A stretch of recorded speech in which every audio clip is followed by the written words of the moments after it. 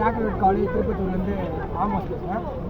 இங்கே நாங்கள் போராடுறது எதுக்காகனா, நீட்டை வந்து நாங்கள் அவங்க பேன் பண்ண வந்திருக்காங்க, அல்லது பொது பட்டியலில் இருக்க அந்த தேர்வை மாநில பட்டியலில் இருக்க மாற்றம்ன்றதுக்காக தான் எங்கள் முக்கியமான போராட்டமாக இருக்குது. ஏன்னா அது மாற்றும் பொழுது ஓரளவுக்காவது நீட் வந்து நிரந்தரமாகவோ ஓரளவுக்கு நீதியாக மாணவர்களுக்கு பிரியமாக அது நடக்கப்படும். அது மட்டும் இல்லாமல் நாங்கள் இன்னொரு ப்ரோடக்ட்ஸ் எதுக்காகனா, டெல்லியில் நடந்த எல்லாரும் எங்களை போன்ற இளைஞர்களை பார்த்திங்கன்னா கொடுமைப்படுத்திருக்காங்க தான் நான் சொல்லணும்.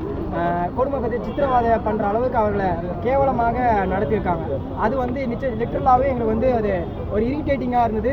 அல்லது நாங்கள் சுதந்திர இந்தியாவில் தான் இருக்கோமா, ஜனநாயகத்தின் குரல் நசுக்கப்படுது, அமைதியாக தானே அவங்க போராட்டு இருந்தாங்க, அவங்க என்ன பண்ணாங்க என்ற ஒரு கேள்வியை எனக்குள்ளேயோ எங்களுக்குள்ளேயும் அது கொண்டு வந்தது.